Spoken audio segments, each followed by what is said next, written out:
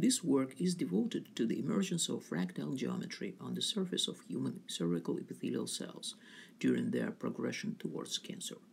Previously, we have already looked at the difference in fractal dimension between cancerous and normal cells of this type. However, the fractal dimension can be calculated for any surface, no matter if it's fractal or not. In this work, we specifically study how good the fractal approximation is for these types of cells.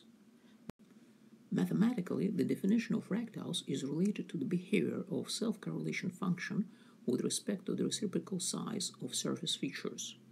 Figure 2 of this work shows examples of such behavior for cells during their progression towards cancer. From normal through immortal or precancerous to cancerous cells. Fractal behavior implies a straight line in these coordinates. For example, immortal cells demonstrate the closest to the straight line behavior.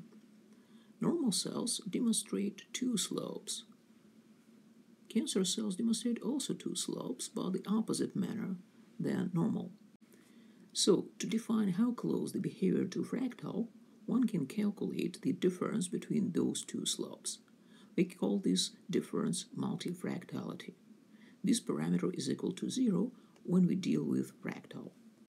Figure 7a of this work shows statistical distributions, histograms of multifractality calculated for normal, immortal, and cancerous cells.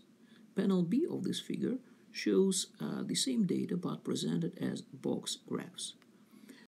One can clearly see a rather monotonic change of multifractality during progression towards cancer, crossing 0 or reaching fractal geometry when immortal cells turn into cancerous.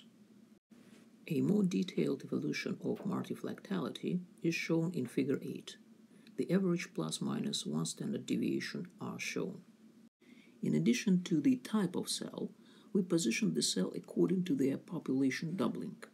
This is important because there are evidence and reports in the literature that the increase of population doubling or cell maturity increases the chances of immortal cells to become cancerous.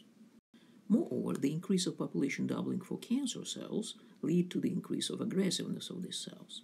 So it is plausible to correlate high population doubling with progression towards cancer.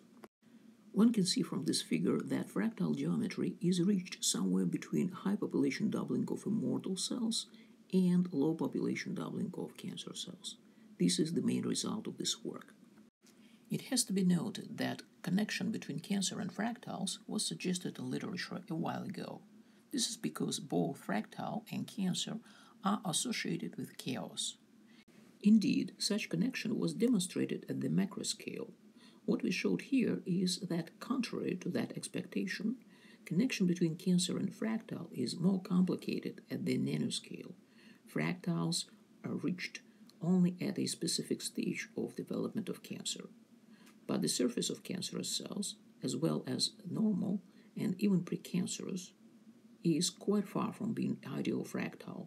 It is interesting to know that transformation to chaos, and presumably from precancerous to cancer stage of developing cancer, is typically associated with the presence of several bifurcation points. Influencing those points, one could effectively prevent chaos from happening. It would definitely be interesting to try this method to attack and maybe prevent cancer from being developed.